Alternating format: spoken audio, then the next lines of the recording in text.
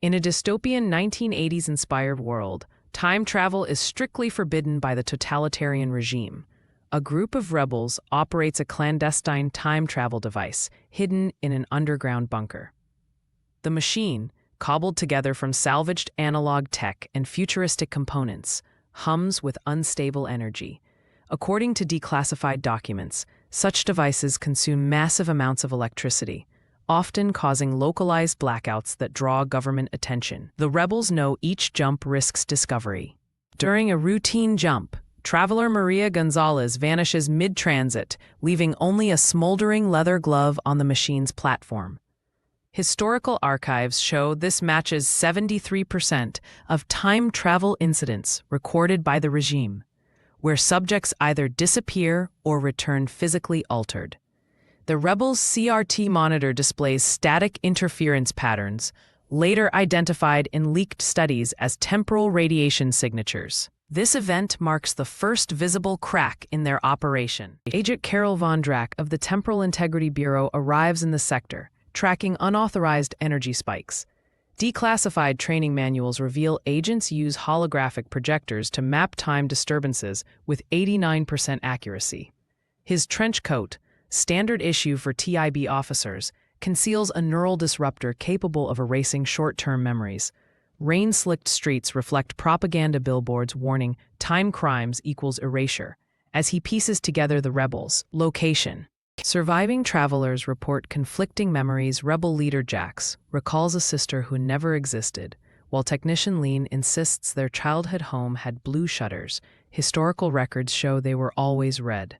Neuroscience studies from the era prove time jumps damage hippocampal memory encoding.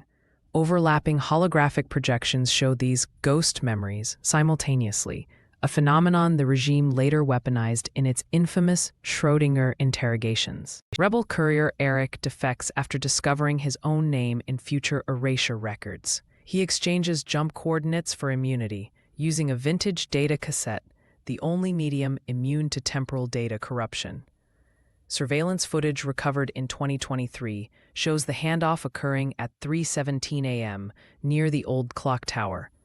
This betrayal directly leads to the Bureau's raid 47 hours later, though Eric himself vanishes from all records by 06 a.m. that morning. As the Bureau raids the hideout, a localized time rift erupts, a documented side effect when multiple jumps intersect. The 1987 Temporal Physics Report classified these as Category 5 paradox events, where objects from different eras materialize simultaneously. A vintage Cadillac floats mid-air, fused with a futuristic police drone. Walls display graffiti that hasn't been written yet. This storm becomes ground zero for the regime's infamous silent zone, quarantine. Agent Von Drack discovers his own past has changed. A family photo alternates between showing him with a daughter or alone. Bureau records indicate 68% of field agents experience temporal identity drift after exposure to rifts. His wrist device displays a countdown to his own predicted erasure, 12 minutes.